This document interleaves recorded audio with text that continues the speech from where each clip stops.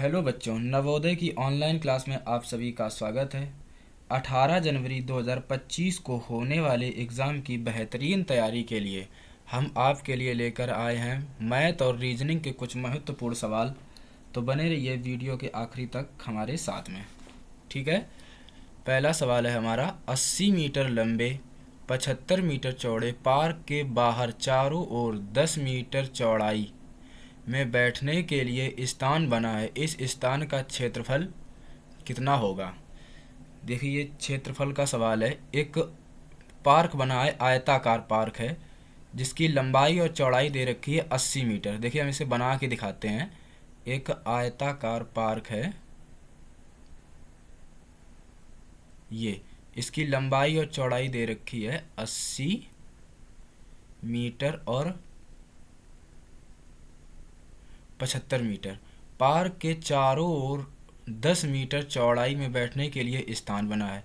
इस पार्क के चारों ओर 10 मीटर ये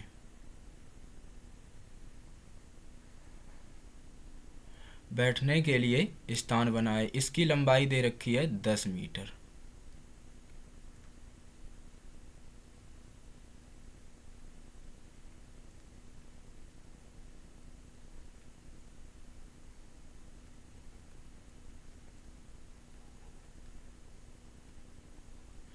ठीक, इस स्थान का क्षेत्रफल बताइए। देखिए, हमसे सवाल ने पूछा है, ये पार्क है अंदर का 80 मीटर लंबा और 75 मीटर चौड़ा। इसके बाहर चारों तरफ बैठने के लिए स्थान बना है। इस स्थान का क्षेत्रफल पूछा गया है हमसे कितना है। ठीक है। अच्छा बताना, ये जो पार्क की लंबाई और चौड़ाई दे रखी है 80 मीटर दे रखी है। बताना, अगर ये 80 है तो इसकी लंबाई 10-10 है। पार्क के बाहर चारों ओर 10 मीटर चौड़ा है। बताना, ये 10 मीटर है और यहाँ से यहाँ तक ये भी तो एक 10 ही मीटर बढ़ेगा। ये वाला 10 मीटर ये बढ़ गया, 10 मीटर ये बढ़ गया। हम पहले निकालेंगे इसका क्षेत्रफल। इसका क्षेत्रफल निकाल लो इतने का। अब बताना, ये इसकी लंबाई दे रखी है 80, 80 में 10 ये बढ़ गई, 10 ये बढ़ गई, टोटल कितनी बढ़ गई? 20। 80 20 यहाँ से यहाँ तक की टोटल लंबाई हो गई हमारी 100। कितनी हो गई? 100। और ऐसी ऐसी 10 दे रखी है। इसका क्षेत्रफल निकालेंगे तो ये बन गया आयत, और आयत का क्षेत्रफल होता है लंबाई गुणा चौड़ाई, जो हो जाएगा 100 इंटू 10 करेंगे 1000। अब बताना, अगर इसका क्षेत्रफल 1000 है तो इसके जस्ट सामने वाली जो ये है ये भी तो उतना ही है। इसका भी क्षेत्रफल होगा 1000। ठीक है, कितना होगा? 1000। इसका भी क्षेत्रफल होगा 1000। इसमें जोड़ दो। ठीक, अब हम इसका क्षेत्रफल निकाल लेंगे। बताना, ये यहाँ से यहाँ तक की 75 दे रखी है, और ये एक बार हम इसको यहाँ से यहाँ तक का हम नाप चुके हैं। ये यहाँ से यहाँ तक की 75 है, और ये जो दे रखा है हमारा ये यहाँ से यहाँ तक का 10 दे रखा है। अब यहाँ से इतना क्षेत्रफल इसका निकालेंगे तो आ जाएगा हमारा 75 गुणा 10, 750। अब बताना, अगर इसका क्षेत्रफल 750 है तो इसका भी क्षेत्रफल हमारा 750 ही होगा, क्योंकि ये बराबर हैं। आयत की जो आमने सामने की भुजाएं होती है वो बराबर होती हैं। इसका क्षेत्रफल 750 तो इसका भी क्षेत्रफल 750। इन दोनों का क्षेत्रफल आ जाएगा 750। जोड़ेंगे आएगा 1500। सवाल ने बोला था बाहर का क्षेत्रफल बताओ जिसमें बैठने की जगह है। ये बैठने की ही तो जगह का क्षेत्रफल निकाला है। 2000 इसका आ गया, 1500 इसका आ गया। इन दोनों को आपस में जोड़ देंगे, आ जाएगा हमारा 3500 वर्ग मीटर। Option C. अगला सवाल,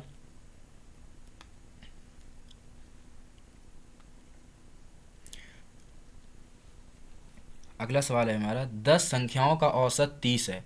बाद में पता चला कि उनमें से 2 संख्याएं 15 23 के स्थान पर गलती से 51 और 32 लिख दिया गया है। तदनुसार सही औसत ज्ञात कीजिए। ठीक है, ये भी और एवरेज का सवाल है। ऐसा हुआ कि कोई 10 संख्याएं थी, उनका औसत था 30। ठीक है, बाद में ये पता चला कि हमें लिखना था 15 और 23, गलती से लिख दिया 51 और 32। सही औसत पूछा गया है। सबसे पहले ये निकाल लो जो 10 संख्याओं का औसत है वो संख्याएं कितनी हैं। तो वो संख्याएं निकालने के लिए क्या करेंगे, इन दोनों का आपस में गुणा कर देंगे। 10 गुणा 30 आ जाएगा 300। टोटल संख्याएं हमारी ये निकल के आई जब हमारा औसत था। पर बाद में हमें ये पता चला कि हमें लिखना था 15 और 23, हमें ये लिखना था जो सही है। पर गलती से हमसे लिख गया 51 और 32, ये गलत है। ठीक है, बताना हमें लिखना कितना था। इन दोनों को जोड़ के देखते हैं, 5 3 8 38। हमें लिखना था 38 और गलती से लिख गया है 5 3 8 2 1 3 83। हमें लिखना था 38, गलती से लिख गया 83, मतलब कम लिखना था, ज़्यादा लिख दिया है। तो हमसे कितना ज़्यादा लिखा है, जितना ज़्यादा लिखा है उतना हमें घटाना पड़ेगा। ठीक है, देखते हैं कितना ज़्यादा लिख गया। हमें लिखना था 38, लिख गया है 83। तो हम 83 में 38 को घटा देंगे, आएगा हमारा 8 5 13, 7 में 3 चले गए, बच्चे कितने 5, 45 हमारा अधिक लिखा है। तो हम इसमें 45 घटा देंगे। ठीक है, हम क्या करेंगे, इसमें 45 घटा देंगे, -45। तो घटाएंगे, आएगा हमारा 255। सवाल ने कहा है सही औसत बताओ। अब बताना, औसत का फॉर्मूला होता है कुल संख्याओं का योग बटे कुल संख्याएं। हम गलत जोड़ रखे थे 300, सही आया है हमारा 255। औसत निकालने की संख्या कितनी है, 10। 10 का भाग लगाएंगे, कुछ नहीं, पीछे से एक अंक के बाद दशमलव लग जाएगा। 25.5 हमारा है सही औसत, ऑप्शन ए। देखिए इसमें क्या किया जाएगा, 10 संख्याओं का औसत जब निकाला तो आया 300। 10 संख्याओं का औसत 30 था। ठीक है, 10 संख्याओं का औसत 30 था। जब संख्याएं हम जोड़ेंगे तो वो 300 आएंगी। हमें बाद में पता चला कि हमें लिखना था 15 और 23, गलती से लिख गया 51 और 32। तो देखिए 15 और 23 जोड़ा आया 38, और 51 और 32 जोड़ा 83, मतलब हमने लिख दिया 83, लिखना था 38। इसका मतलब हमने कुछ संख्याएं ऐसी हैं जो ज़्यादा लिख दी हैं, तो जो ज़्यादा लिखी वो हमें घटानी पड़ेंगी। हमने क्या किया, 83 में 38 घटा दे, आए 45, मतलब 300 में 45 ज़्यादा थे, हमने 45 घटा दिए, बचे 255। अब सही औसत निकालने के लिए कुल संख्याओं का योग बटे कुल संख्याएं, 255 बटे 10 करेंगे, 25.5 आएगा, ऑप्शन ए। ठीक है, अगला सवाल। अगला सवाल है हमारा, 270 मीटर लंबी रेलगाड़ी 30 मीटर पर सेकेंड की चाल से चल रही है। वह 180 मीटर लंबे पुल को कितने समय में पार कर लेगी। ठीक है, सवाल ने पूछा कितने समय में पार कर लेगी। सबसे पहले समय का फॉर्मूला होता है time is equal to distance upon speed. ठीक है, अब बताना, हम सबसे पहले अपनी निकालेंगे डिस्टेंस कितनी है। बताना, 270 मीटर लंबी रेलगाड़ी है, रेलगाड़ी की लंबाई दे रखी है 270 मीटर,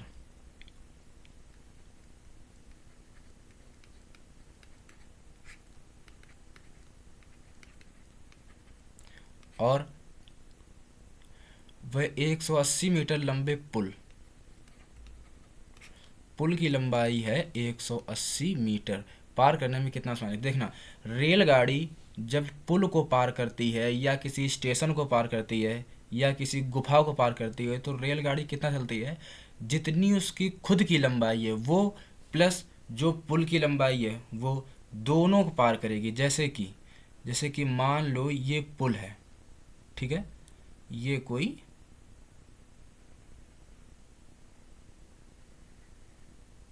पुल है जिसकी लंबाई दे रखी है 180 मीटर। रेलगाड़ी आएगी, अब ये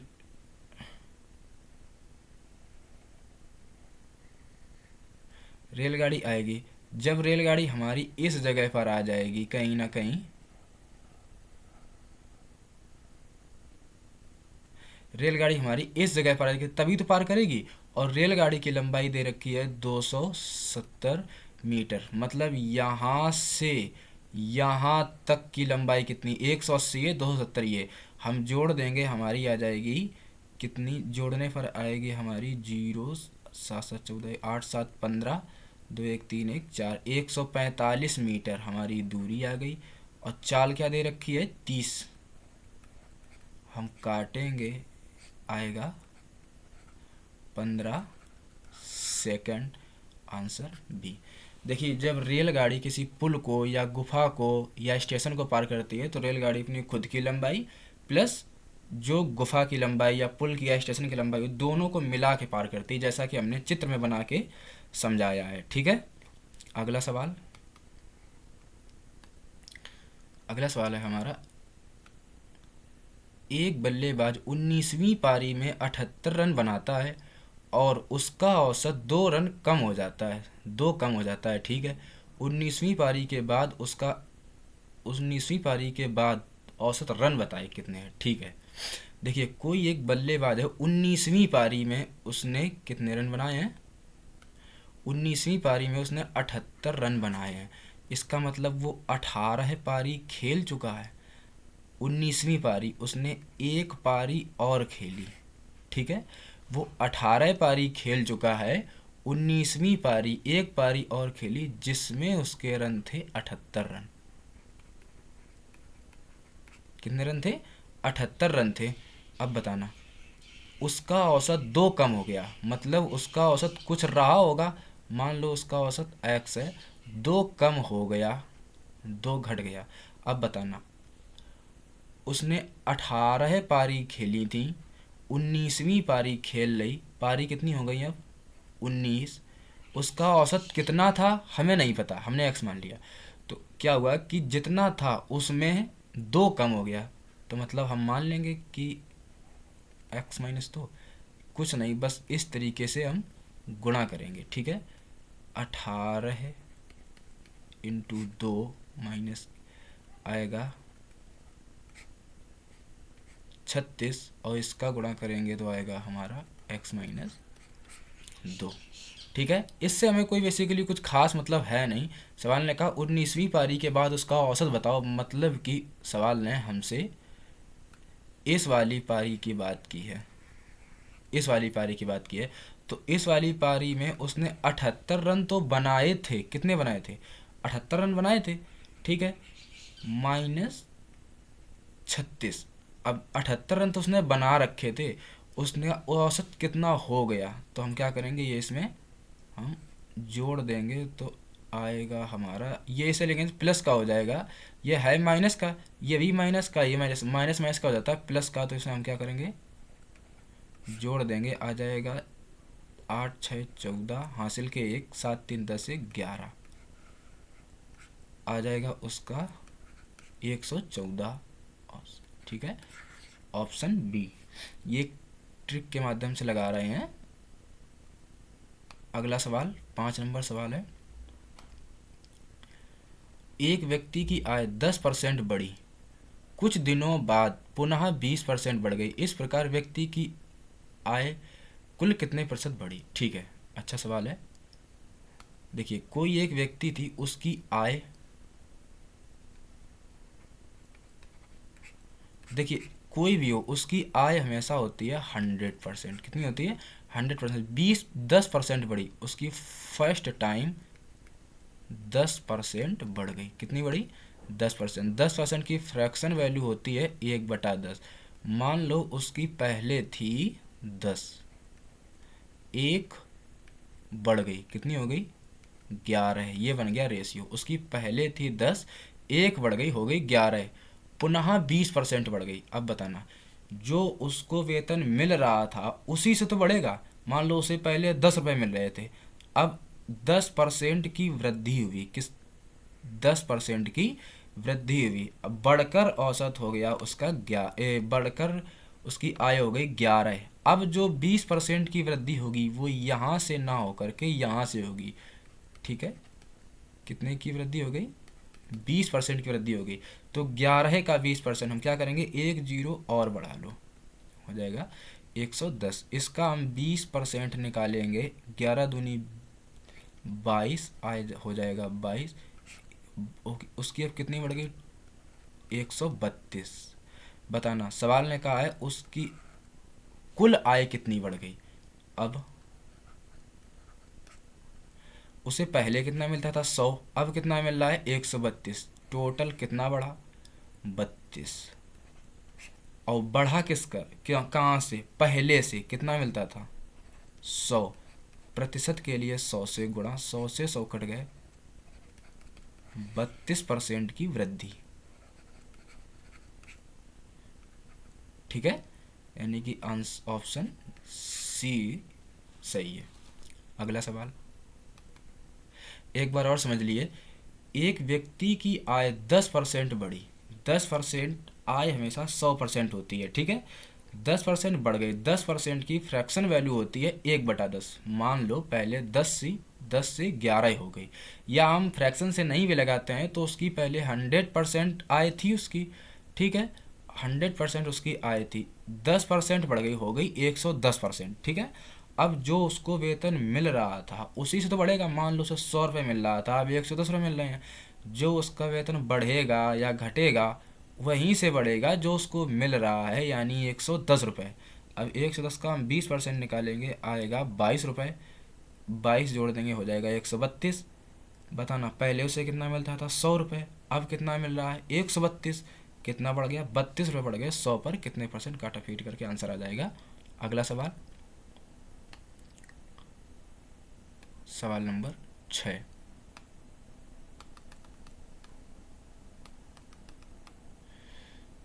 देखिए अगला सवाल है हमारा, एक कारखाने के उत्पादन में पहले 25% की वृद्धि हुई, परंतु कुछ दिन बाद उत्पादन में 15% की कमी हुई। इस प्रकार कारखाने के उत्पादन में कितने परसेंट की कमी या वृद्धि हुई। ठीक है, ये भी अच्छा सवाल है। देखिए, उत्पत्ति जो होती है, हमें जो कारखाने में उत्पत्ति होती है वो हमेशा 100% होती है, ठीक है।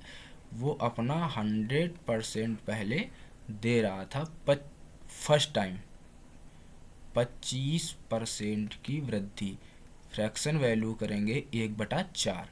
मान लो कि पहले वो 4 कमा, उसकी उत्पादन था फर्स्ट टाइम 4, 1 की वृद्धि हुई, सेकेंड टाइम हो गया कितना 5, ठीक है, 4 से 5, परंतु कुछ दिन बाद 15% की कमी हो गई, 15% की कमी हुई। अब बताना, जो उसको वेतन मिल रहा था उसी से तो कमी होगी। हम क्या करेंगे, पहले पहले उसका उत्पादन 4 होता था, अब 5 हो रहा है, जो उसका उत्पादन हो रहा है कमी वहीं से तो होगी, यानी अब 5 उत्पादन कर रहा है तो कमी होगी तो 5 से होगी।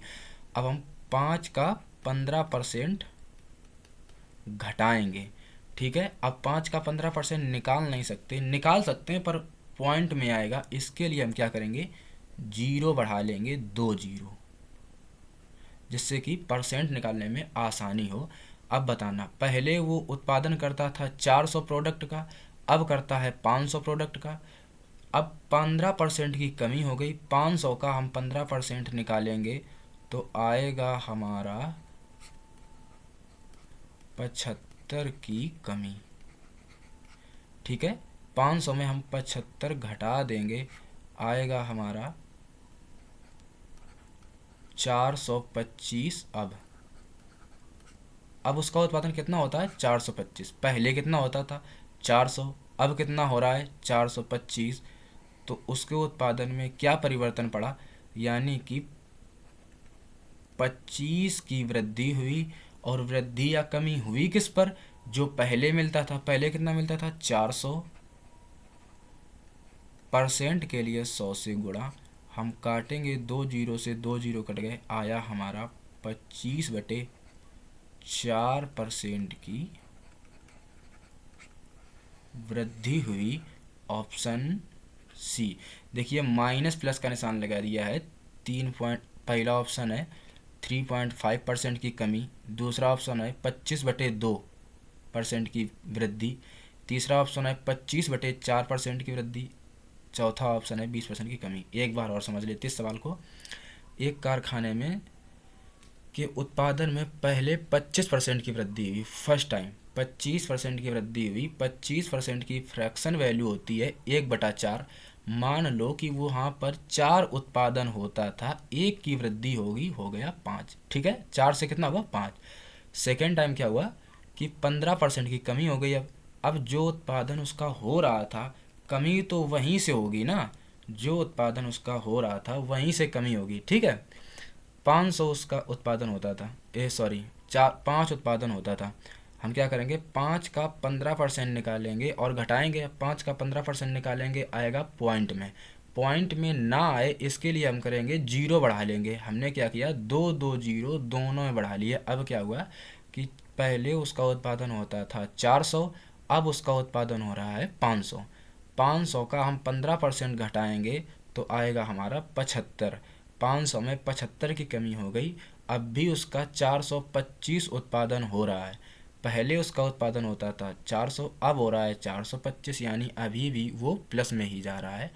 425 की वृद्धि हुई, 400 पर कितने परसेंट काटेंगे, 25/4 की वृद्धि हुई, ऑप्शन सी। अगला सवाल।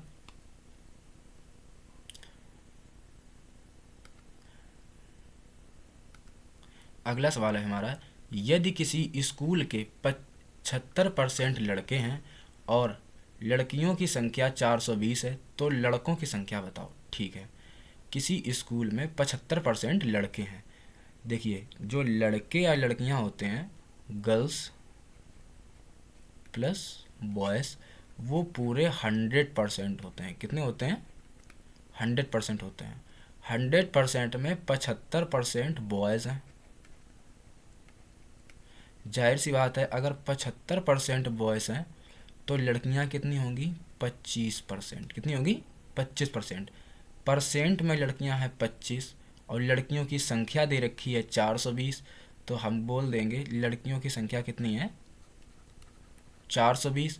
75% का मान ही 420, गर्ल्स कितनी है, 420। और वैसे भी गर्ल्स 420 होती भी हैं।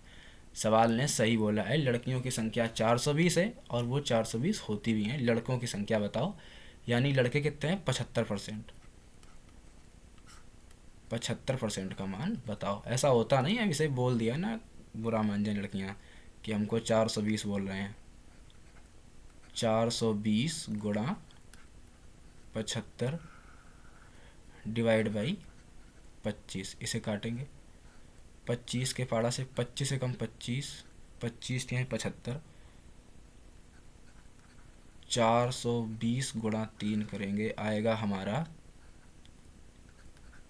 1260 लड़के।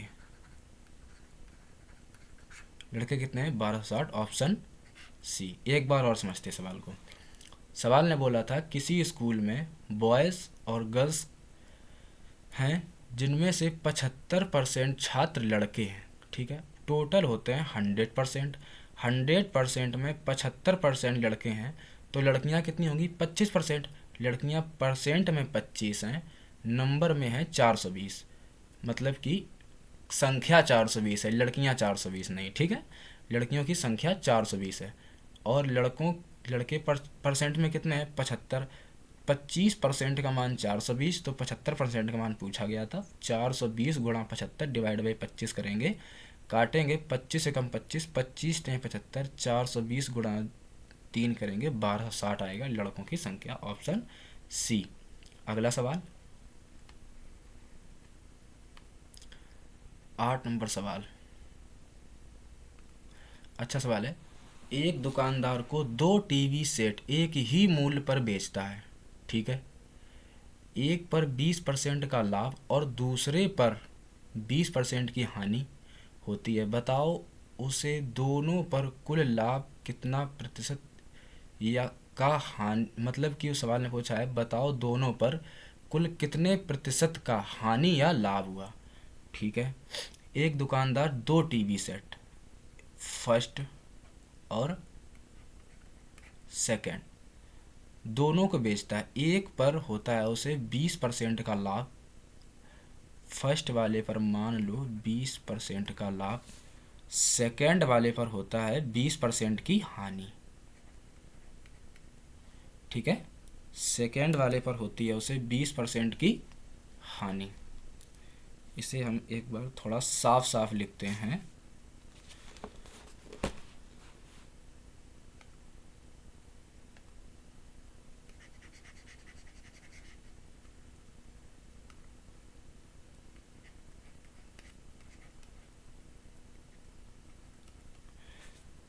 ठीक, पहले वाले पर होता है 20% का लाभ और दूसरे वाले पर होती है 20% की हानि।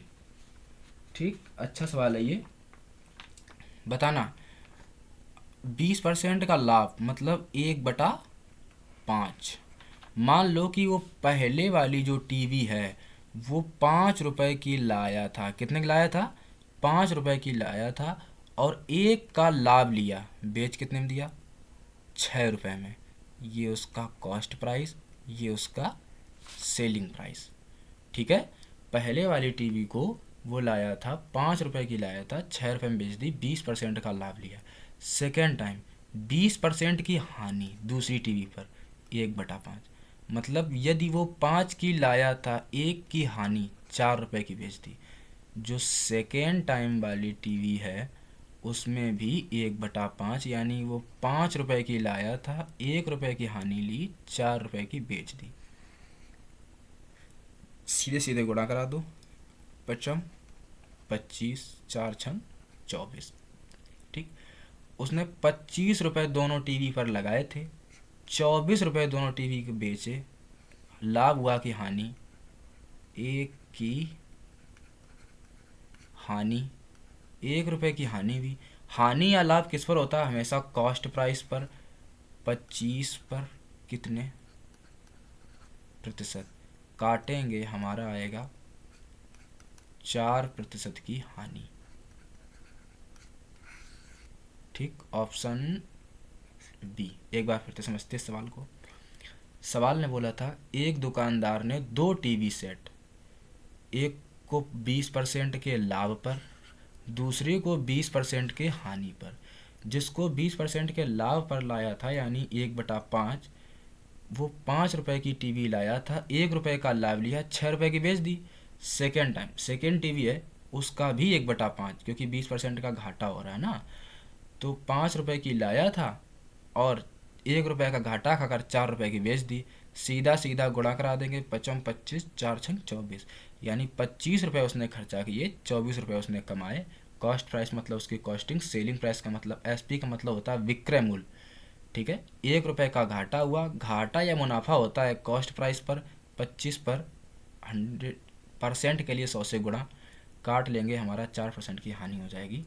अगला सवाल, 9 नंबर सवाल लगाते हैं। किसी वस्तु का अंकित मूल्य 600 रुपये है, विक्रेता 20% की छूट देने के बाद भी 20% का लाभ प्राप्त करता है, वस्तु का क्रय मूल्य बताओ। ठीक है, देखिए, क्रय मूल्य का मतलब होता है कॉस्ट प्राइस, अंकित मूल्य का मतलब होता है मार्क प्राइस, विक्रय मूल्य का मतलब होता है सेलिंग प्राइस। अंकित मूल्य 600 रुपये है। अंकित मूल्य कितना है? 600 रुपये। बताना, 600 रुपये। विक्रेता 20% की छूट देता है। देखिए, इस तरीके के सवाल में क्या होता है कि जो अंकित मूल्य होता है, छूट उसी पर दी जाती है। ठीक है, यानी कि इस पर अब हम 600 का 20% अगर निकालेंगे तो हमारा आएगा कितना? 120 रुपये। 6×2=12, 120 रुपये की छूट दे करके वो कितने में बेचेगा? 480 रुपये की बेचेगा। ठीक है, अब बताना, सवाल ने कहा है 20% का लाभ प्राप्त किया। कॉस्ट प्राइस होती है पूरी 100%, लाभ या हानि होती है कॉस्ट प्राइस पर। 20% का लाभ लिया, कॉस्ट प्राइस से सेलिंग प्राइस जाने के लिए 20% का लाभ लिया, मतलब 120%, या हम 20% की फ्रैक्शन वैल्यू करेंगे तो 1/5 5, सॉरी कितना आएगा 1/5। मान लो कोई चीज़ 5 की है, 1 का लाभ लिया, 6 रुपए की बेच रहा है और यहाँ कितने की बेच रहा है 480 की। तो 6 का मान 480, कॉस्ट प्राइस पूछा गया है, 5 का मान बता दो, गुणा में 5 डिवाइड बाई 6। इसे काटेंगे तो आएगा हमारा 8 छंग 48, 8 80 गुणा 5 करेंगे 40, 400 रुपये। कितना आएगा ऑप्शन ए। एक बार फिर से समझते हैं। किसी वस्तु का अंकित मूल्य 600 रुपये है, cost price, mark price, selling price. अंकित मूल्य वह होता है जो वस्तु जितने रेट उसमें पड़े होते हैं, यानी उस पर विक्रेता ने क्या किया 600 रुपये डाल दिए। अब जो रुपए उसने डाले हैं उसी पर वो छूट देगा, यानी कितनी 20% की छूट। कितने की दे रहा है वो 20% की छूट दे रहा है ना। तो 600 का 20% हम निकालेंगे, आएगा हमारा 120 रुपये। 600 वाली चीज़ पर 120 रुपये कम किए, बेची कितने की 480 रुपये की। ठीक है, अब बताना जब वो 480 की बेची, सवाल ने कहा इसके बाद भी उसे लाभ होता है, ऐसा होता है। ठीक है, लाभ होता है कॉस्ट प्राइस पर। वो 100% में पूरी लाया था, 20% का लाभ लिया, बेची कितने में 120। या हम 20% की फ्रैक्शन वैल्यू करेंगे तो 1/5 आएगी। मान लो वो 5 की लाया था, 1 का लाभ हुआ, 6 रुपये की बेच दी। ऊपर वाले को हमेशा जोड़ते हैं या घटाते हैं, नीचे वाले को हमेशा मान लेते हैं। ठीक है, मान लो कि 5 रुपये के लाया था, 1 का लाभ हुआ, 6 रुपये की बेच दी। हमारे हिसाब से 6 रुपये की बेची, सवाल के हिसाब से कितने की बेची 480 रुपये की। तो 6 का मान 480, 5 का मान कितना निकाल लेंगे 400 आएगा, ऑप्शन ए। ठीक, अगला सवाल 10 नंबर सवाल। सवाल ने बोला है 10%, 20%, 40% की क्रमिक छूटें एक अकेली कितनी छूट परसेंट के बराबर है। ठीक है, देखिए ऐसा होता है जब भी हम बड़े बड़े मॉल कहीं जाएंगे तो उसमें किसी वस्तु पर इसी प्रकार की छूटें लिखी होती हैं, 20%, 30%, 40%, 50%। उसका ऐसा मतलब कभी ना सोच लेना कि ये 10, 20, 40 ये जोड़ देंगे 10, 20, 60, 10, 70% की छूट हो जाएगी, ऐसा नहीं है। देखिए हर एक चीज़ होती है कॉस्टिंग 100%। ठीक है, वो पहले देगा 10% की छूट। 100 का जब हम 100 का 10% निकालेंगे फर्स्ट टाइम 10% की छूट, तो आएगा हमारा कितना 90। अब 90 पर 20% की छूट। ठीक है, अब 90 का 20% निकालेंगे, आएगा हमारा 9 दूनी 18। इसमें वो 18% की छूट दे रहा है। ठीक है, इसमें 18 घटाओ तो आएगा हमारा 10 में 8 चले गए, 2 बचे, और यहाँ बचे 8, 8 में 1 चले गए 7, कितना बचा 72। अब इस पर 40% की छूट, यानी कि पीछे से 1 अंक के बाद दशमलव और 4 से गुणा, 7.2 इंटू में 4, 4 दूनी 8, 7 चौक 28, 28 रुपये 8 पैसे की छूट। किस पर 72 पर, जो बचा था उसका। तो 72 में 28.8 घटाएंगे तो आएगा हमारा 0.2,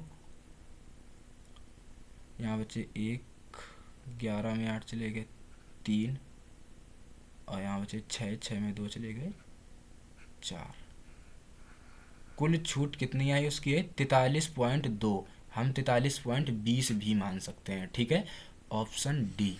ऐसा ना करना कि 40, 20, 60, 10, 70 ये लगा दो, ये गलत हो जाएगा। ठीक है, एक बार फिर से समझते हैं।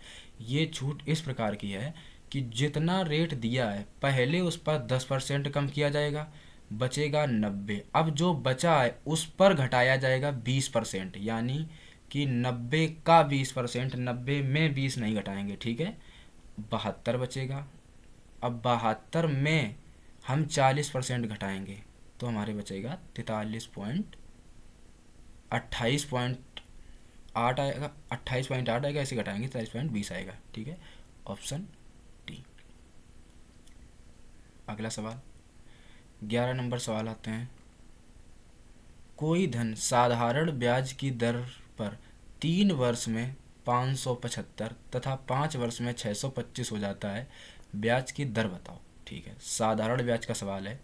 कोई धन 3 साल में, मतलब वो 1 साल से 3 साल तक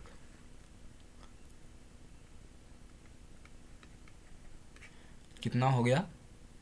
575।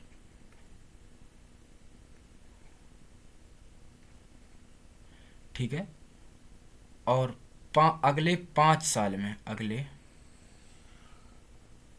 5 साल में कितना हो गया? 625। बताना। ये इस तरीके का सवाल है।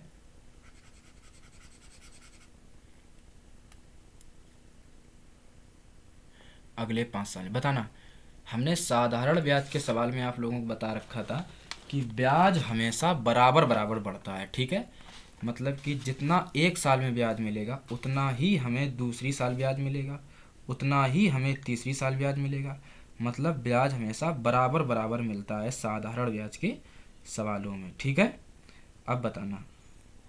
जब हम 1 साल से 5 साल तक गए तो 575 रुपये हो गए। ठीक है, अब 1 साल से जब 5 साल तक का चले गए, यानी कि अच्छा एक बात बताओ, जब 3 से हम 5 तक गए तो देखो हमारे 2 साल बढ़ गए। कितने बढ़े? 2 साल बढ़े। और इन 2 साल में पैसा कितना बढ़ गया? 575 से हो गए 625। कितना पैसा बढ़ा? इसे निकालेंगे। 625 माइनस 575, घटाएंगे। 12 में 7 चले गए तो 5, मतलब 50 रुपये। कितना रुपये बढ़ गया? 50 रुपये बढ़े। 2 साल में कितना बढ़ा? 50 रुपये।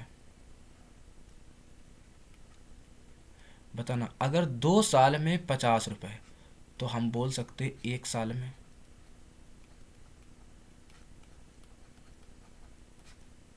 1 साल में 25 रुपये बढ़े।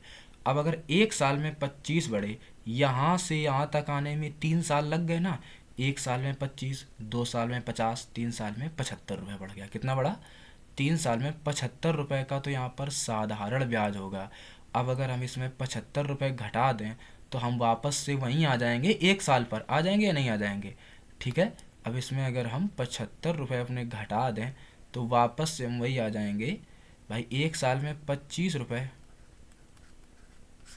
3 साल में 75 का ब्याज। ठीक है, इसमें ब्याज अगर हम कम कर दें तो हमारा मूलधन निकल आएगा 550 रुपये। बताना, मूलधन कितना था? 550 रुपये। सवाल ने कहा था ब्याज की दर बताओ। ब्याज की दर निकालते हैं 1 साल पर। अब बताओ 1 साल में हमें कितना पैसा मिला था? 25 रुपये। 500 पर कितने प्रतिशत? 2 जीरो से 2 जीरो हम काट लेंगे, 5 से काटेंगे आएगा 5 बार। 5% का दर, ऑप्शन बी। एक बार और समझते इस सवाल को।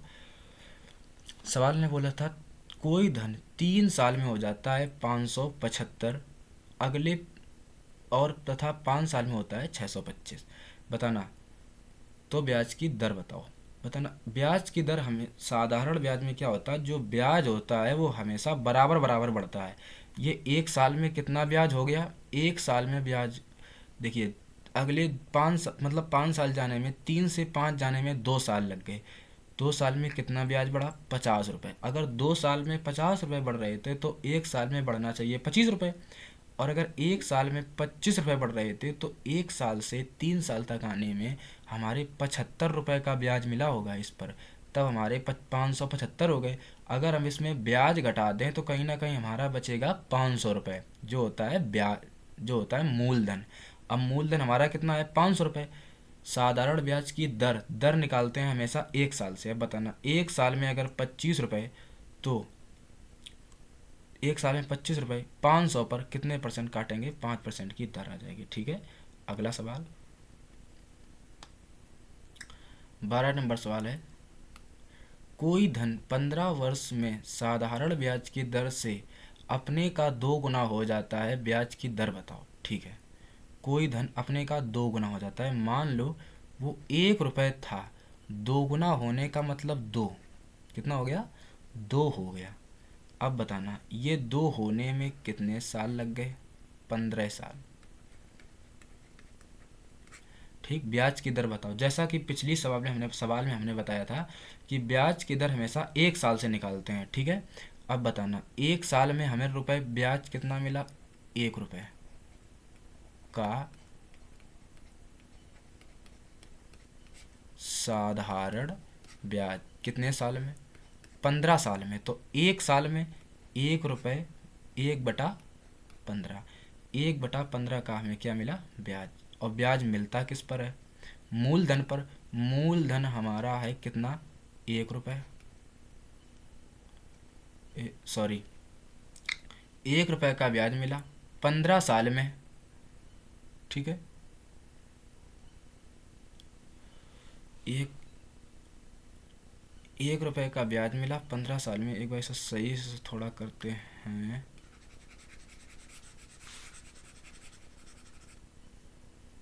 ठीक है, 1 रुपये का ब्याज मिला 15 साल में हमको। इसकी ब्याज की दर निकालेंगे हम। 1 रुपये का 1 का ब्याज मिला 15 साल में 100 रुपये पर, मूलधन पर। ठीक है, मतलब ये नहीं 1 रुपये पर। किस पर? 1 रुपये पर ब्याज मिलता किस पर? मूलधन। और मूलधन हमारा कितना है? 1 रुपये। 1 रुपये पर कितने परसेंट के लिए 100 से गुणा। अब 1 से 1 कट जाएगा, आएगा हमारा 100/15। इसे काटेंगे तो आएगा हमारा 15 छिक्का 90, बचे 10, भाग ना खाए बिंदी, फिर से 100, फिर से 15 छिक्का 90, फिर से भाग ना खाए बिंदी, फिर से 15 छिक्का 90, कहीं ना कहीं 6.66। Option D is the correct answer. अगला सवाल, सवाल नंबर 13। राम, श्याम, मोहन कोई काम क्रमशः 20 दिन, 25 दिन और 30 दिन में कर सकते हैं। तीनों ने मिलकर पूरा काम किया और 3700 रुपये प्राप्त किए, तो मोहन की मजदूरी क्या होगी? ठीक है, 3 लोग हैं, एक राम, श्याम, मोहन। 20 दिन, 25 दिन, 30 दिन। ठीक है, मतलब राम को अगर हम काम पे भेजेंगे तो 20 दिन में काम कर देंगे, श्याम को भेजेंगे तो 25 दिन में कर देंगे, मोहन को भेजेंगे तो 30 दिन में कर देंगे। ठीक है, इन तीनों लोगों ने काम किया और इनको 3700 रुपये प्राप्त हुए। हमें बताना है मोहन को कितना रुपया मिला। ठीक है, मोहन को कितना। सबसे पहले हम ये निकालेंगे इनकी क्षमता। क्या निकालेंगे हम? जब तक इनकी क्षमता नहीं निकालेंगे तब तक इनका हम पैसा बांट ही नहीं पाएंगे, क्योंकि जैसे ही जिसकी क्षमता वैसा उसका पैसा। और क्षमता निकालने के लिए क्या करेंगे? हमें सबसे पहले पता होना चाहिए कि काम कितना है। काम निकालने के लिए इनका लेंगे हम एलसीएम। क्या लेंगे? एलसीएम। 20, 25, 30 का एलसीएम लेंगे। एलसीएम लेने के लिए क्या करते हैं? ट्रिक है, जो सबसे बड़ा नंबर होता है उसी का पढ़ा पढ़ेंगे। ठीक है, 30 जो सबसे बड़ा नंबर होता है, इनका एलसीएम लेंगे, आएगा हमारा 20, 30 दूनी 60। अब 60, 30 दूना होता है 60। 60 से ये तीनों संख्याएं, मतलब 60 को ये तीनों संख्याएं काटना चाहिए। 30 60 को काटता है, 20 60 को काटता है, लेकिन 25 नहीं काटता। 30 तिहाई 90, 90 ना 25 ना 20, 30 तिहाई 90, 3 चौको 12, 120। अब 120 30 को 120 को 30 काटेगा, 20 काटेगा, 25 नहीं काटेगा। तो 3×5 = 150, 150 को 120 नहीं काटेगा। ठीक है, और ना ही हमारे साथ 25 काट देगा, 30 काट देगा, 20 नहीं काटेगा। तो 150 दूना होता है 300। ठीक है, एलसीएम होगा इसका 300। 300 को 20 भी काटेगा, 25 भी काटेगा और 30 भी काटेगा। बताना, यही है काम। अब बताना, ये जाएगा राम जाएगा और 30 काम 20 दिन में करेगा तो एक दिन में कितना काम करता होगा? एक दिन में कितना कितना काम करता होगा भाई? टोटल 30 काम है, 30 काम करते हैं 20 दिन में, तो एक दिन में कितना करता होगे?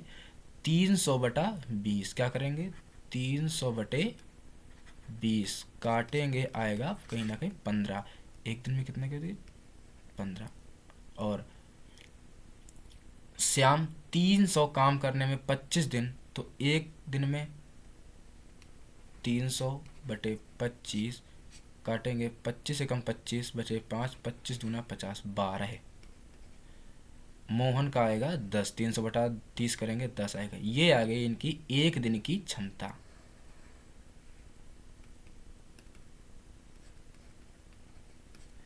एक दिन की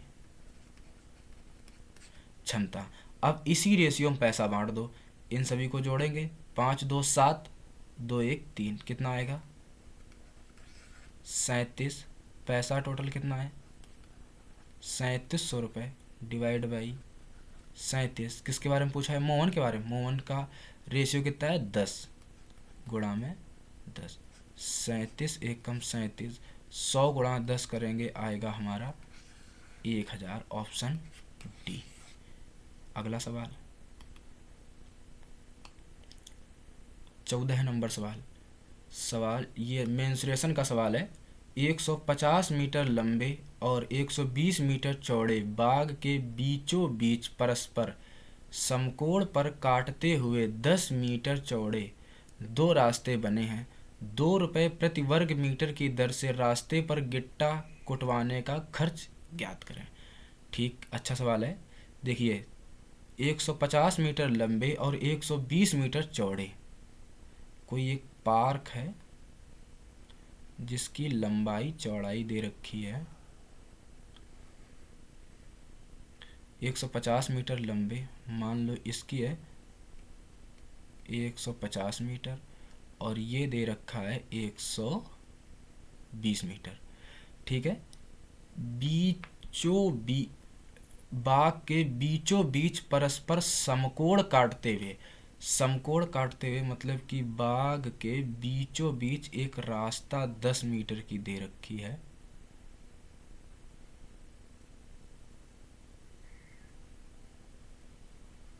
ये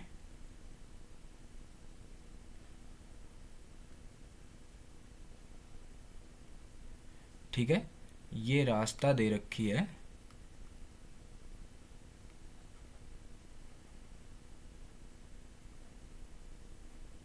बन गया। अच्छा ठीक है, इसकी लंबाई दे रखी है, इसकी चौड़ाई दे रखी है 10 मीटर, इसकी भी चौड़ाई कितनी है? 10 मीटर। इसकी 10 तो इसकी 10, इसकी 10 तो इसकी 10। सवाल ने पूछा है जो दो रास्ते बने हैं, दो रास्ते में 2 रुपये वर्ग मीटर की दर से गिट्टा बिछवाने का खर्च बताओ। इसका मतलब हमसे पूछा है इस रास्ते का क्षेत्रफल। ठीक है, इस रास्ते का क्षेत्रफल पूछा है, बताना। अगर हम क्या करेंगे, एक बार इसका पूरा निकाल लेंगे और एक बार इसका पूरा निकाल लेंगे। ठीक है, चलो भाई बताना। ये यहाँ से यहाँ तक की लंबाई पूरी दे रखी है 150, बताना। तो ये यहाँ से यहाँ तक की जो लंबाई है ये भी तो 150 होगी, और ये यहाँ से यहाँ तक की कितनी? 10 है। तो लंबा ये एक देखा जाए तो एक आयत बना है जिसका क्षेत्रफल होता है लंबाई गुणा चौड़ाई। क्या होता है? लंबाई गुणा चौड़ाई। यानी कि ऐसी ऐसी लंबाई दे रखी 150 और चौड़ाई दे रखी है 10। हम करेंगे, आएगा हमारा 150 गुणा 10, 1500 मीटर। ठीक है, इसकी लंबाई दे रखी है 1500 मीटर। अब इसकी लंबाई निकालेंगे, ऐसी ऐसी दे रखी है 120 और चौड़ाई दे रखी है 10। 120 गुणा 10 करेंगे, आएगा 1200। लेकिन बताना, हमने जब एक बार ऐसे ऐसे जोड़ा था 150 गुणा 10 किया था, तो ये जो बीच वाला क्षेत्रफल हमें दे रखा है ये बीच वाली जगह दे रखी है,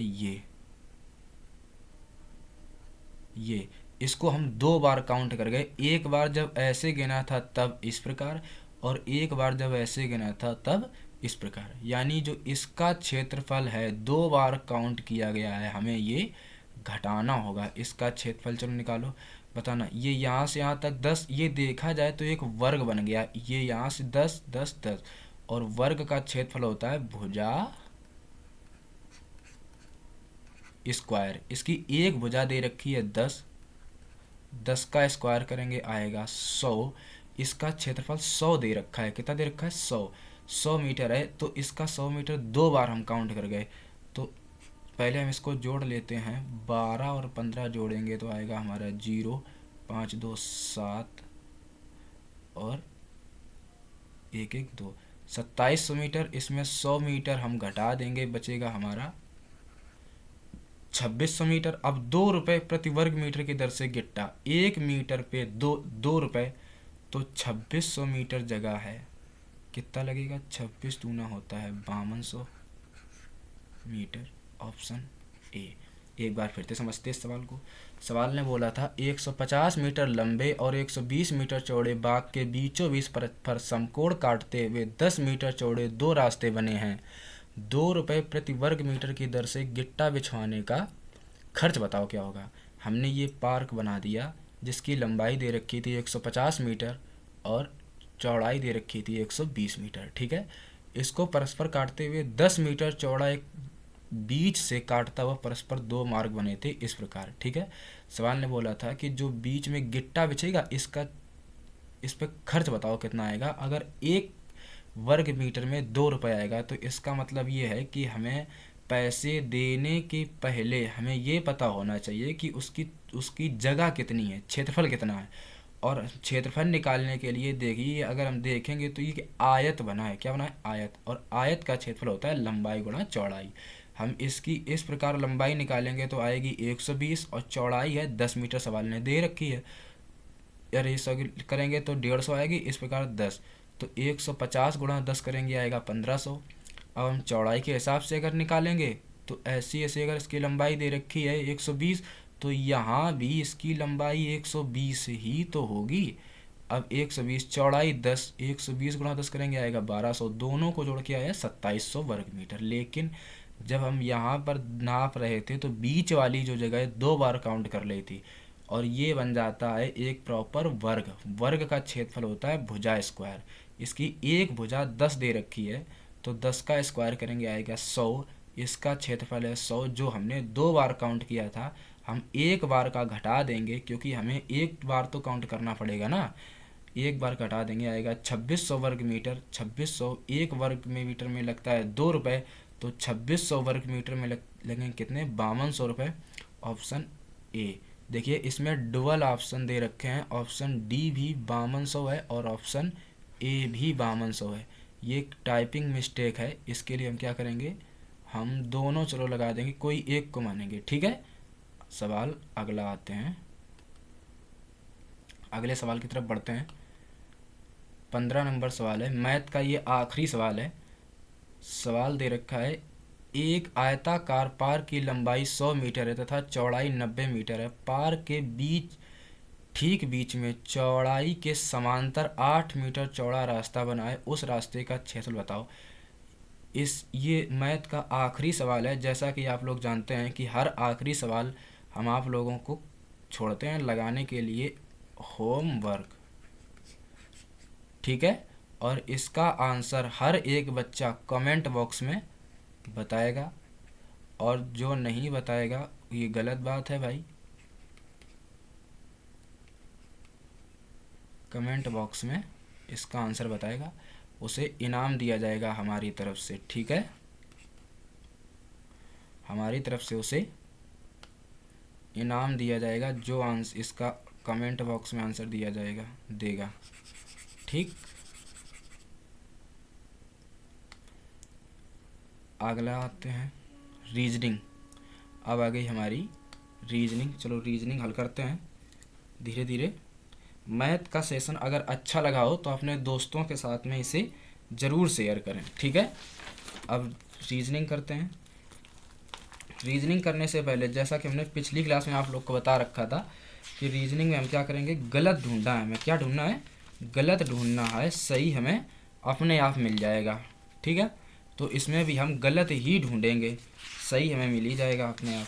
हम सही नहीं ढूंढेंगे, गलत ढूंढेंगे। ठीक है, पहले निर्देश पढ़ते हैं 1 से 44 तक। कागज के टुकड़े को मोड़कर एक क्रम और एक मुड़े हुए कागज को काटने का पैटर्न प्रश्न आकृति में दर्शाया गया है। उस उत्तर आकृति का चयन करें जो प्रश्न आकृति का खुला रूप दर्शाती है। ठीक है भाई, 1 से 44 तक सवाल दे रखे हैं भाई। पहले सवाल में आते हैं, देखते हैं क्या है। चलो, कहाँ गया पेन इसका भाई, 1 सेकंड। हाँ, ये मिल गया। पहला करते हैं भाई। देखिए, ये एक 4 कोने का एक टुकड़ा है, इसे फर्स्ट टाइम काटा गया, इस बार सेकेंड टाइम इस तरीके से काटा गया। जब ये इस प्रकार बन गया तो ये कट लगाए गए हैं, एक यहाँ पर एक यहाँ पर। ठीक है, बताना जब इसे ओपन किया जाएगा तो जैसे ही हमने ओपन किया था, ठीक मतलब जैसे ही हमने इसे फोल्ड किया था, ठीक उसी प्रकार इसे हम ओपन भी करेंगे। ठीक है, जिस नियम से फोल्ड किया था उसी नियम से इसे हम ओपन करेंगे। इसे हमने क्या किया था, फर्स्ट टाइम इस तरीके से, सेकेंड टाइम यहाँ से ओपन किया था। तो सेकेंड टाइम हम जब इसे ओपन करेंगे, इस तरफ खोलेंगे, तो ये वाला जो चित्र बना है जस्ट सेम यहाँ बन जाएगा। ठीक है, जब सेकेंड टाइम इसे ओपन करेंगे तो ये वाला चित्र जस्ट सेम यहाँ बन जाएगा, मतलब इस प्रकार बना हुआ आएगा। ठीक है, अब हमने कहा था कि जैसा कि गलत हमें ढूंढना है। ठीक है, बताना। ऑप्शन सी की अगर बात करें तो इसमें इस प्रकार आए हैं। ऑप्शन सी तो हमें बिल्कुल गलत दिख रहा है और ऑप्शन ए भी गलत है। डी और बी में कोई एक सही है। अगर हम ऑप्शन ए की बात करते हैं, बताना ये त्रिभुजाकार कौन इसकी नीचे की तरफ आई है, इसका मतलब ये इसका मुंह इस बार ऊपर की तरफ जस्ट उल्टा जाएगा, जबकि ऑप्शन ए में बिल्कुल एक दूसरे के विपरीत हैं ही नहीं। तो ऑप्शन डी एक सही आंसर है। ठीक है, 2 नंबर में आते हैं। 2 नंबर में इस प्रश्न आकृति के करते हैं भाई। इसे फर्स्ट टाइम इस तरफ फोल्ड किया गया है, सेकेंड टाइम जब ये इतना बन गया है, सेकेंड टाइम इसे इस तरफ किया गया है। अब यहाँ पर ये चित्र बनाया गया। अब इसे हम इसी प्रकार, जिस प्रकार इसे फोल्ड किया था उसी प्रकार इसे हम ओपन भी करेंगे। ठीक है, बताना जब इसे हम इस ऊपर की तरफ इस तरफ ओपन करेंगे तो कुछ हमारा इस तरफ इस तरीके का बन के आएगा। मतलब कि जो चित्र हमारे यहाँ बने थे जस्ट वही चित्र हमारे इस तरफ बन जाएंगे, लेकिन उनकी दिशा जस्ट उल्टी होगी। ठीक है, बताना ये वाला चित्र जस्ट यहाँ बनेगा, ये तीर यहाँ बनेगा, ये तीर यहाँ बनेगा। बताना अगर हम क्या करेंगे, गलत ढूंढेंगे, इसका जस्ट विपरीत इस तरफ बनेगा। इसमें देखो ऑप्शन बी की बात करें, जस्ट सेम बना है। ठीक है, ऑप्शन हम बात करते हैं अब ए की। ए में विपरीत हाँ मुझे दिख रहा है। ठीक है, ए में विपरीत है।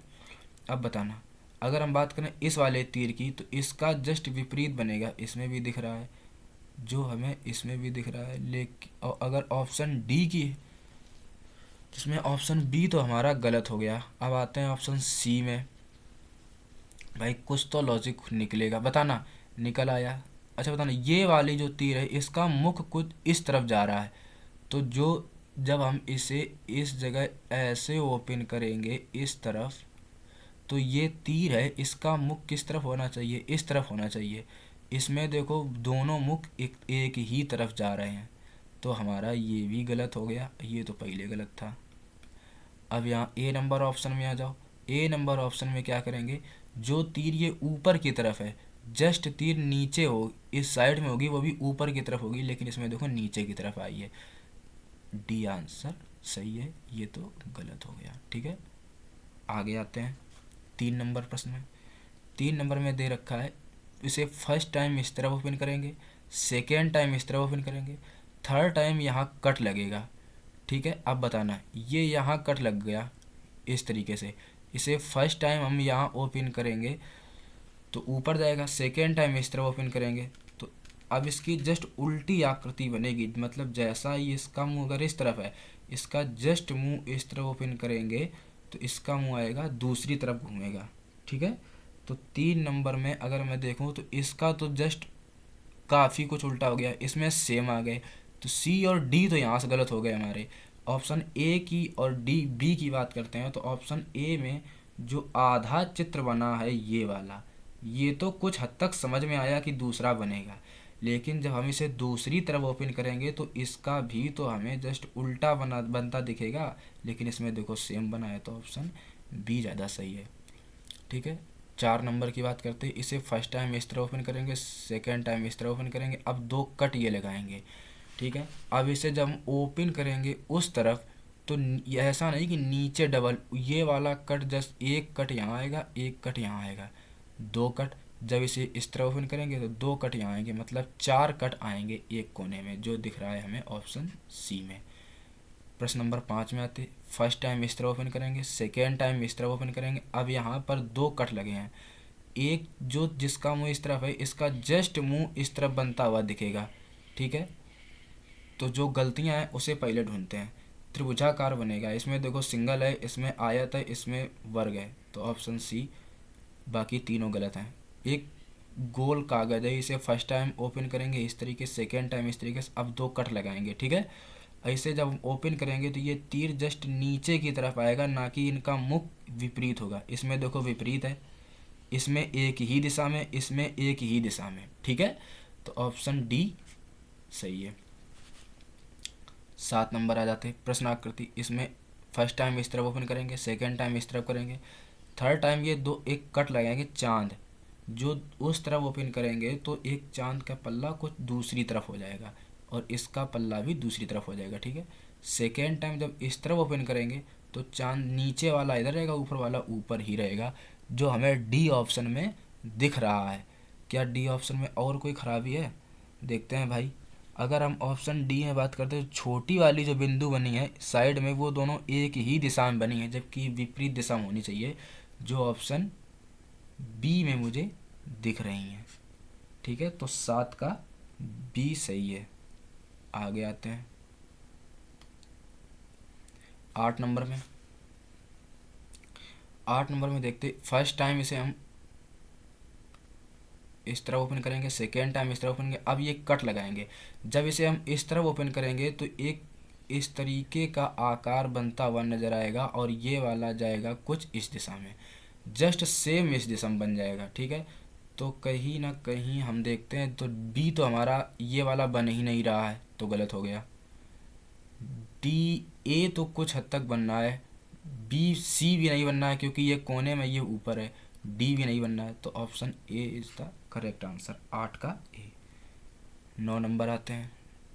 इसमें फर्स्ट टाइम इस तरह ओपन करेंगे, सेकेंड टाइम इस तरह ओपन करेंगे, अब ये 2 कट लगेंगे। ठीक है, जो तीर आई है ये जस्ट विपरीत ऊपर की तरफ बनेगी, ना कि एक ही दिशा में। अगर हम इसकी बात करते हैं भाई, देखिए इसकी बात करते हैं, दोनों एक ही दिशा में, ये इस तरफ आ गई, ये दूसरी तरफ आ गई। भाई 9 नंबर का क्या होगा? ऑप्शन ए की बात करते हैं तो एक ही दिशा में आ गई, लेकिन ये भी सेम से बन गए, तो ये तो गलत। ऑप्शन डी की बात करते तो ये चारों तरफ सर्किल की तरफ बना रही है, तो बनेगा नहीं।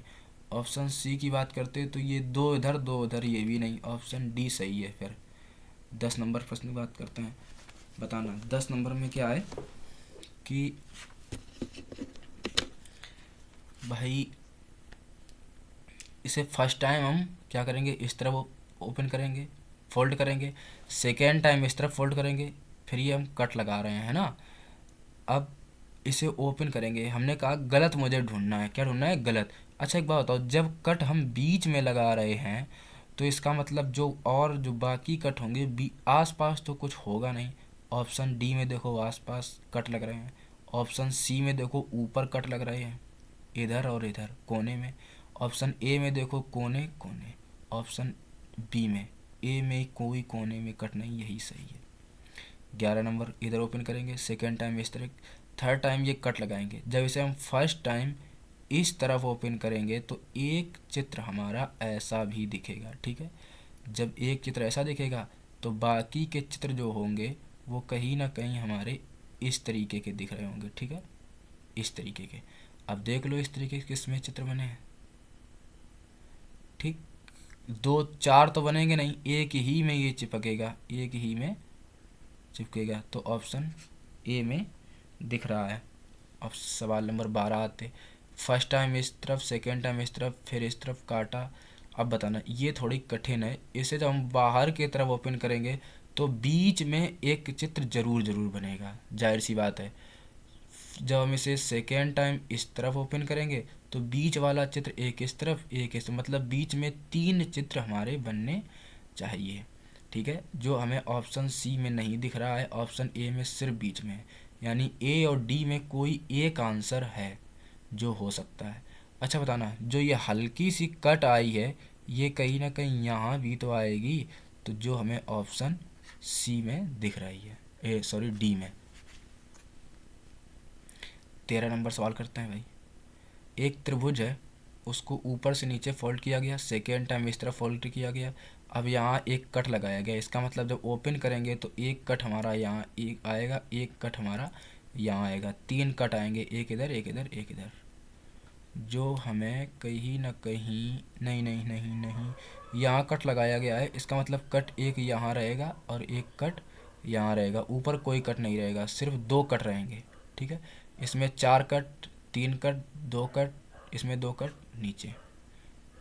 4 नंबर, इसे फर्स्ट टाइम इस तरह ओपन करेंगे, सेकेंड टाइम इस तरह ओपन करेंगे, थर्ड टाइम ये कट लगाएंगे। बताना, ये सर्किल अगर एक यहाँ है तो जस्ट सर्किल पास में होगा दूसरी जगह पर, ठीक है, ना कि काफ़ी दूरी पर होंगे।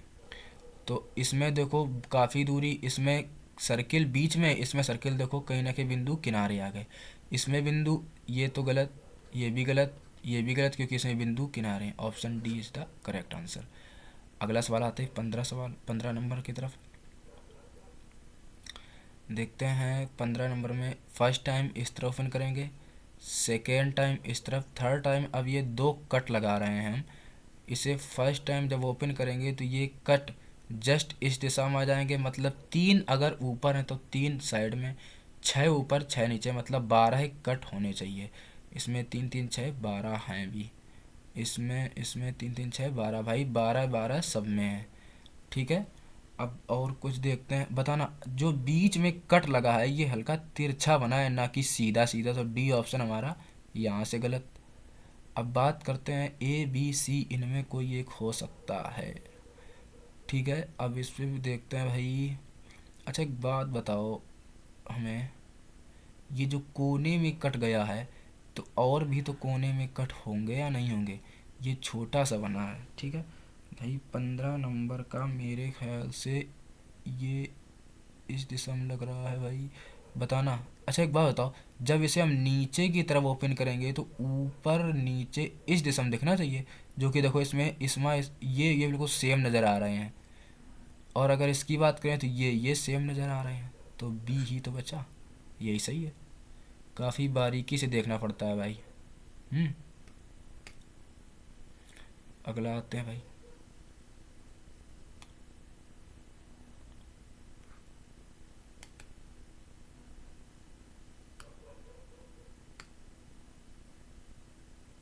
क्या आ गया, चलो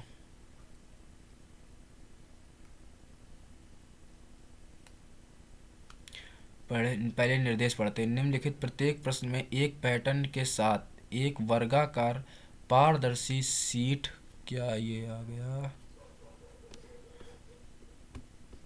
पारदर्शी शीट दी गई है। पता लगाइए कि जब पारदर्शी शीट को बिंदीदार रेखा पर मोड़ा जाएगा तो पैटर्न कैसा दिखाई देगा, फिर एक दिए गए विकल्प में से सही उत्तर चुनिए, ठीक है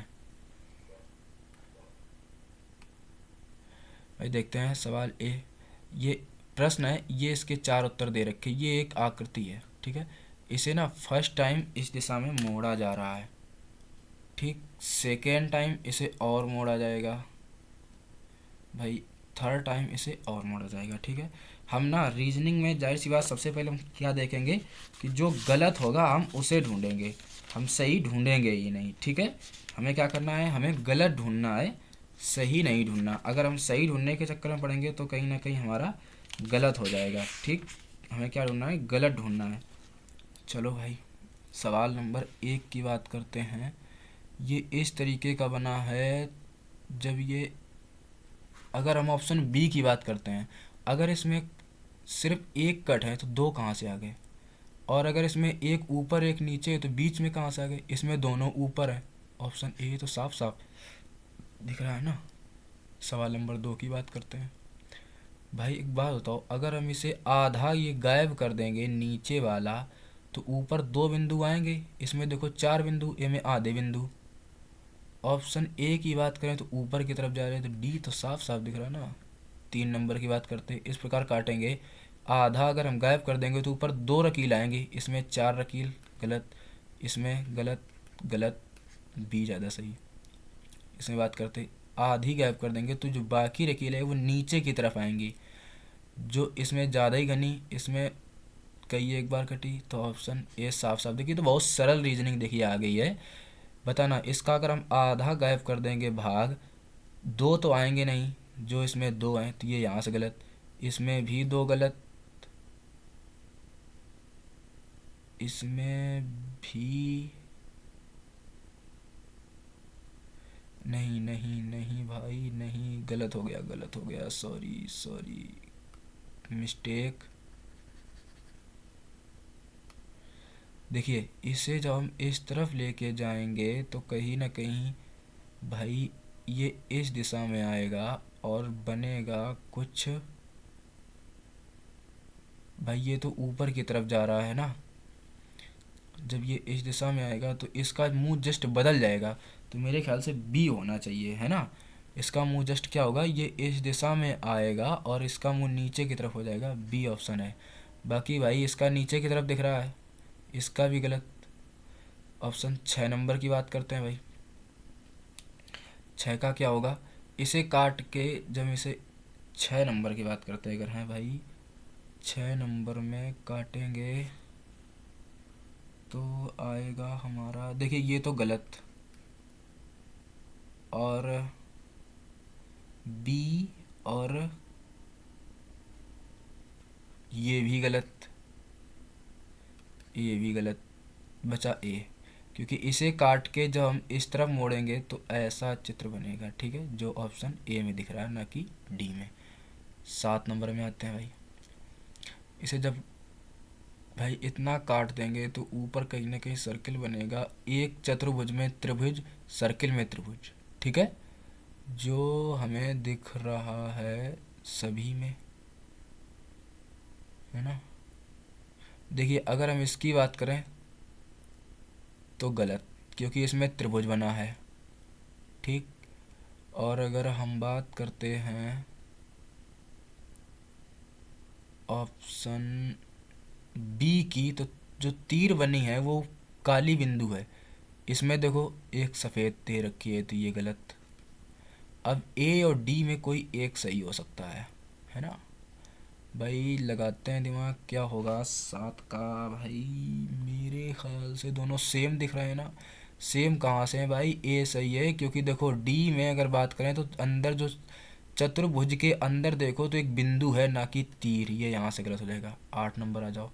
इसको हम जब इस तरफ लेके आएंगे तो बीच में तो रहेगा नहीं त्रिभुज, सीधी फैस, इसमें सर्कल से निकल रहे हैं, और हो सकता है जो कि ऑप्शन, भाई ये ना इस दिशा में आ जाएगा, बीच से काटेगा तो किसी हालत में नहीं, जो इसमें दे रखा है इसमें काटने वाले में। तो ऑप्शन बी ज़्यादा सही हमें लग रहा है, ऑप्शन बी सही है ना। आ जाओ 9 नंबर में। इसे हम आधा गायब कर देंगे तो कहीं ना कहीं ये तो बनेगा नहीं, इसे हम इस दिशा में लेके आएंगे, कुछ ऐसा बनता दिखाई देगा, है ना। लेकिन ये तो इस दिशा में है। भाई दूसरी तरफ भी अगर लेके जाएंगे, इसे हम तीर को अगर इस तरफ मोड़ देंगे तो कुछ इस तरीके का बन के आएगा, जो ऑप्शन डी में हमें दिख रहा है, 9 का डी। 10 नंबर में आ जाओ भाई। 10 नंबर का आधा अगर हम लेके जाएंगे तो एक तरफ आएगा तीर और दूसरी तरफ आएगा, 10 का होगा सी। हम किसी भी दिशा में मोड़ेंगे, अगर हमने इसको इस तरफ मोड़ दिया, मान लो हमने इसको इस तरफ मोड़ दिया, तो तीर हमारा इस तरफ जाएगा, या इसको मोड़ दिया तो भी तीर हमारा इस तरफ आ जाएगा। ठीक, आ जाओ अब 11 नंबर। जब इसे हम इस तरफ लेके आएंगे या हम इसे ऊपर की तरफ लेके जाएंगे ना, तो जाहिर सी बात है कि ये दोनों भाई एक ही जगह पर जाएंगे। ठीक है, ये दोनों क्या होगा, एक ही जगह पर जाएंगे। ये काला बिंदु इसमें आ जाएगा और ये लाल वाला बिंदु इसमें आ जाएगा, तो डी है। 12 नंबर आ जाओ। इसको ऊपर लेके जाएंगे भाई, डब्ल्यू बन जाएगा, जो ऑप्शन ए और डी में बना है, ए और सी में बना है, ये गलत, ये गलत। देखते हैं भाई, 12 का कुछ और दिख रहा है लॉजिक। सी तो गलत है, ए सही, क्योंकि ये देखो चपटा आकार का बना है। 13 नंबर आ जाओ। इसको हम दूसरी दिशा में जब लेके जाएंगे तो कहीं ना कहीं इसी के ऊपर आ जाएगा, जो हमें ऑप्शन ए में दिख रहा है। दूसरा बनेगा नहीं, इसमें देखो सर्किल, इसमें तीर अंदर की तरफ है। इसमें आ जाओ भाई, तो ये कहीं ना कहीं हमारा 14 नंबर का।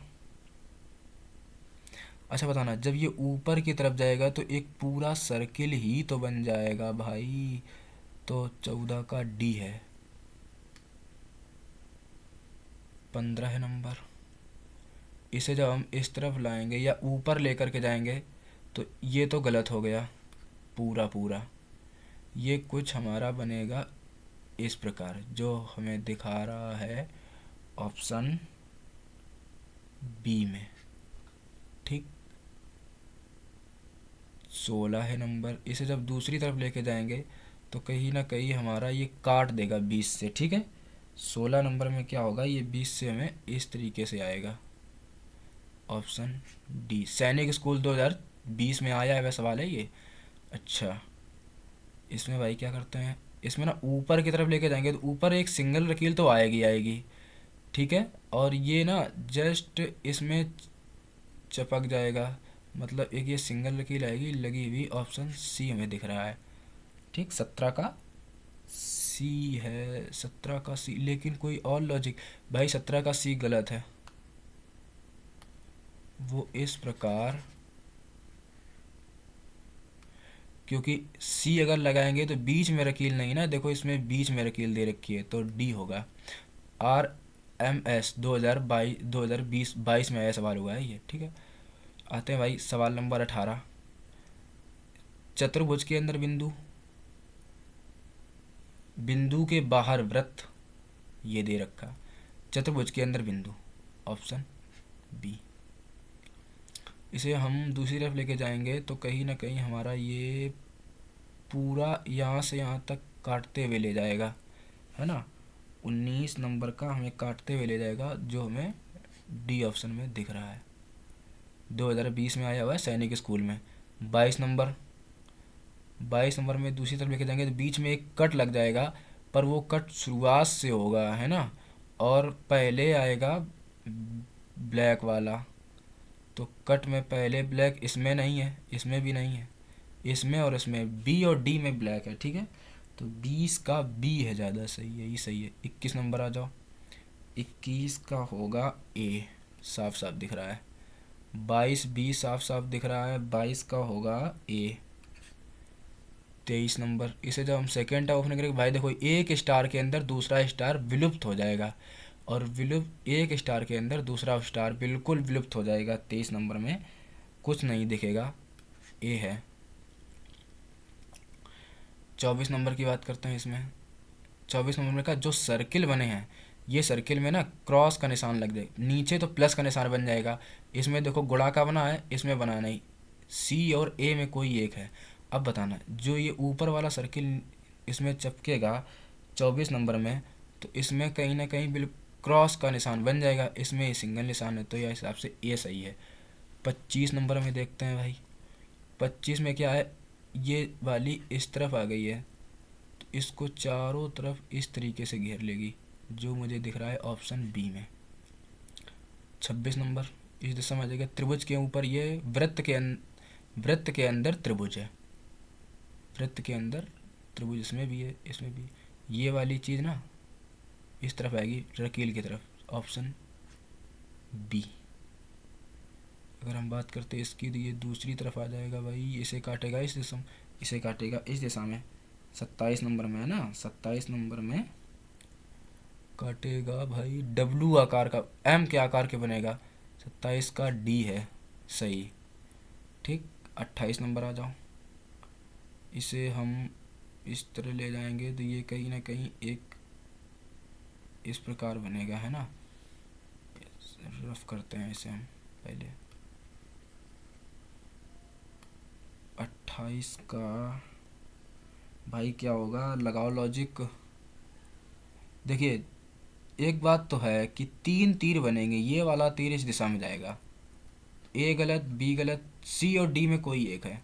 भाई लॉजिक लगाते भाई, सी तो गलत क्योंकि ये जो आया है घूमा हुआ इसमें सी में नहीं है, जो डी में बना है। ये भी गलत, 3 गलत 1 सही। ठीक है, हमें क्या कहा, जो रीजनिंग, एक बात याद रखना, जो रीजनिंग नहीं आए उसमें हमें क्या करना होगा, गलत ढूंढने हैं। पहली बात, हर रीजनिंग में गलत ढूंढना, सही अपने आप मिल जाएगा।